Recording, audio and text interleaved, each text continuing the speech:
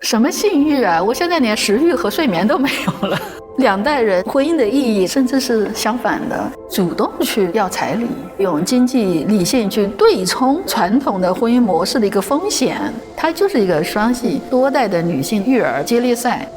我是上海大學的社會學教授金英春，一直關注中國普通人家庭、婚姻啊，我們的性別關係啊。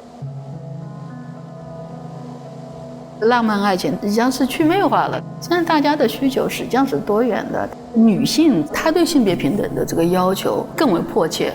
女性在生育、在照料上面的付出，以及對她職業的影響啊，性別歧視。其實呢，年輕的男性和年輕的女性，他們其實都是向往比較平等的親密關係。我們的研究中發現，年輕男性對家庭的重大決策比較堅定的平等一個態度。肯定希望两個人都有收入嘛，一個人養家那是多累啊。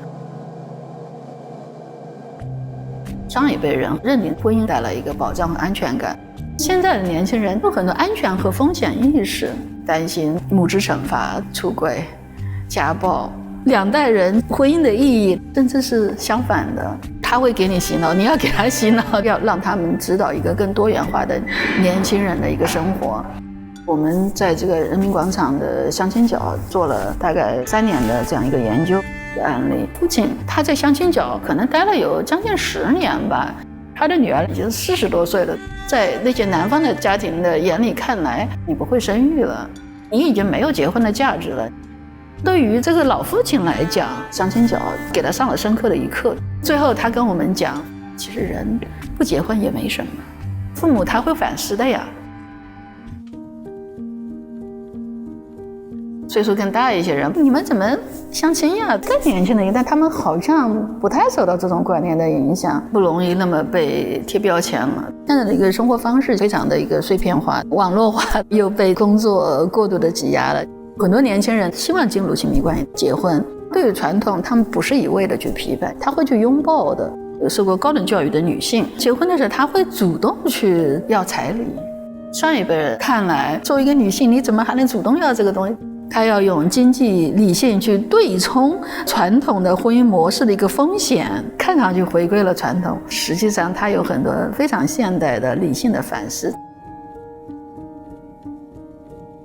不僅是江浙沪，全國的獨生女家庭已經有8000萬到这個1億左右，中產家庭真的就是賣掉一套房子，然後讓自己的獨生女到國外的名校。中國的家庭以前是有父權等級制度的，女性是看不見的。但是我們現在可以講女兒跟原生家庭的關係了，母女關係已經跟父子關係同樣重要，同樣是現代家庭的一個主軸，性別觀念歷史性的前行了一步。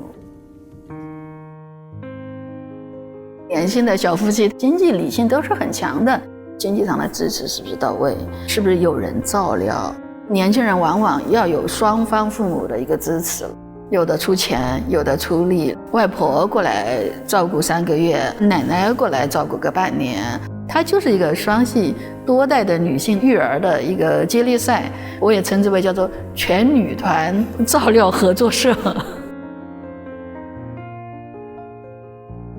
不要危機化，不要過度的焦慮，它就是我們现代化帶來長期的现象。要做的就是要去面对它，職業的一個發展，個人能力的提升，經濟上面的準備，要給自己留下這個育兒金啊、養老金啊。社會要提供一個非常系統的這樣一個照料的服務，男性一定要平等的參與和分擔照料的這樣一個責任，市場、企業啊、社區啊都要加入。照料要被看見、被承認、被尊重，照料應該得到報酬，需要整個社會一起努力。